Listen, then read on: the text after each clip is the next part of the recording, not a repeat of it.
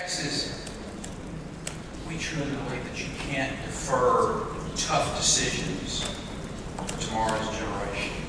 And unlike Washington, we don't have some foreign creditor to finance deficits and spending items.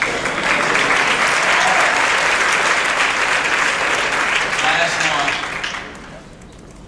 Texas made sure that frivolous lawsuits have even less chance of strangling job creation as we passed loser pay.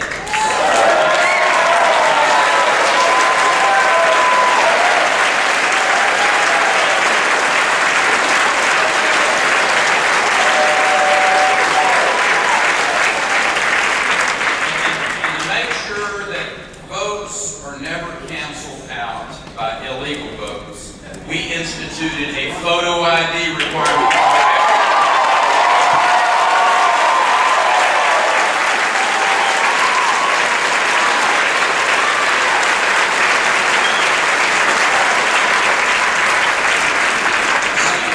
When it comes to voting, one of the most precious, most powerful freedoms that we have, it is precious to us.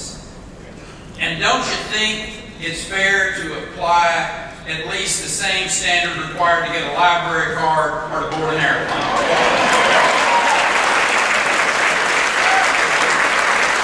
Our legislators also protected the sanctity of life with a bill that requires a sonogram on those contemplating abortion.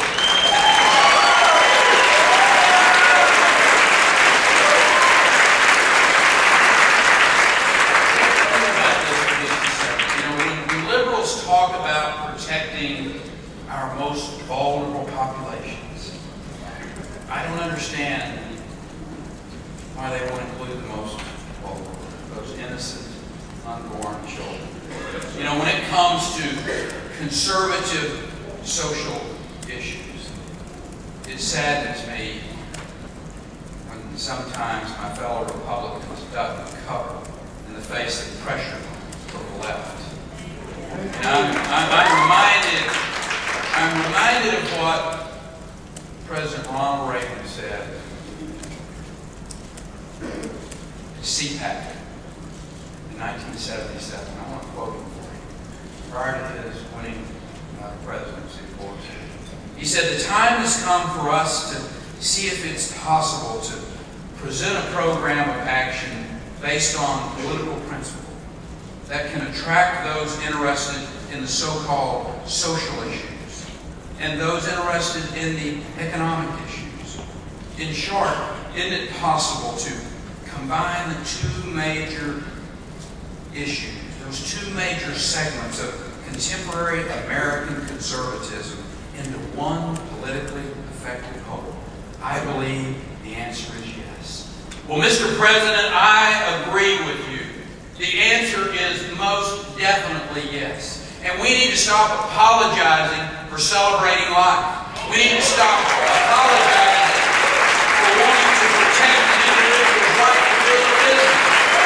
We need to stop apologizing about sticking the tide on the type of mindset that's out there.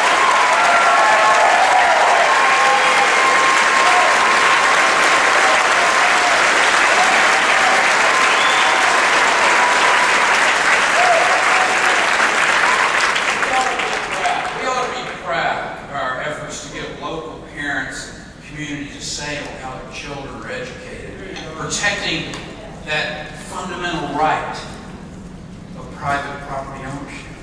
Our party cannot be all things to all people. It can't be. And our loudest opponents on the left are never going to like us, so let's quit trying to curry favor with them.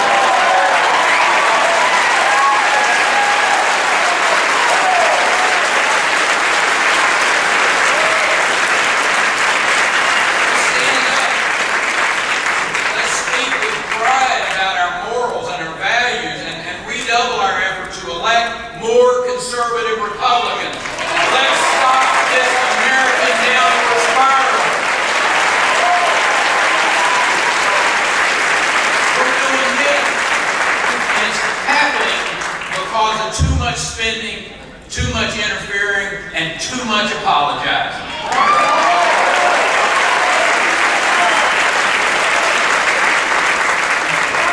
In my mind, there's always been two kinds of politicians. Those who seek office to gain personal power, and those who seek office to give power back to the people. In state houses across this country and in the United States Congress, conservative politicians, conservative leaders are working to return power to the people, turning back the tide of this unchecked spending and unbridled interference in state affairs. You know, let me share something that's not a secret, but I'm telling you, they will never willingly give up an ounce of power in Washington, D.C. until the American people stand up and demand that we adopt reform. Never.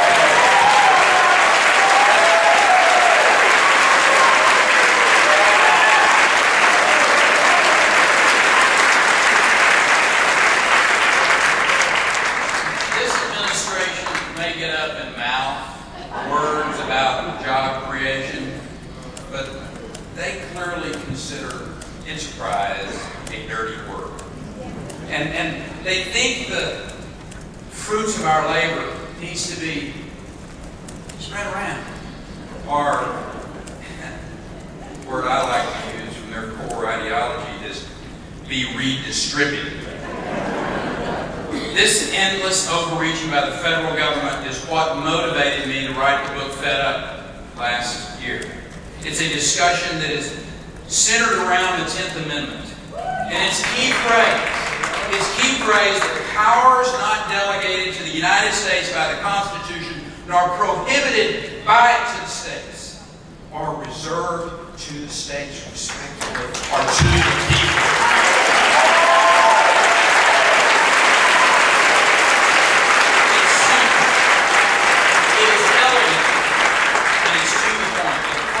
Of our Constitution knew all too well what happens when distant, too powerful governments hold sway over a nation. And that's why they decentralized power out of Washington, D.C. into the hands of the states. When states lead the way and they compete for ideas and resources and jobs, free market principles are allowed to act and great things happen. The states are proof that the best leadership is closest to the people, not holed up in Washington, D.C., issuing these one-size-fits-all mandates that try to fit the entire country.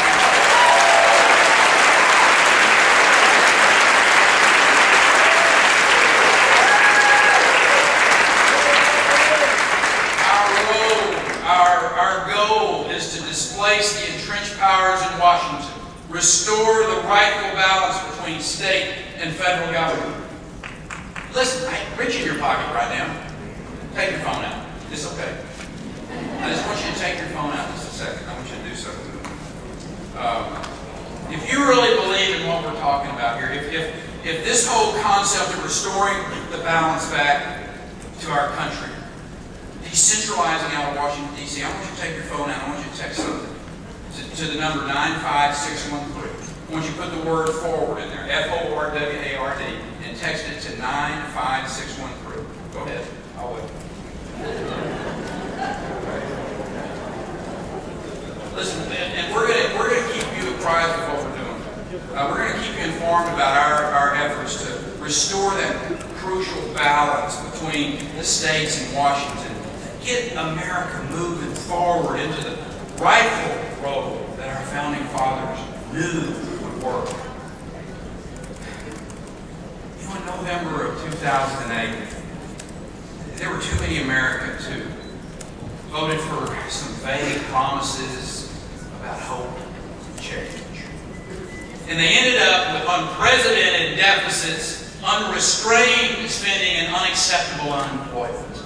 Americans voted for hope and got nothing but greater economic misery.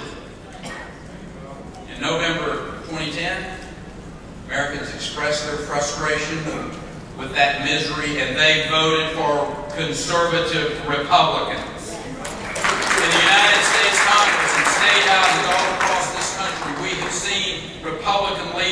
turning the tide. November 2012 is not very far away.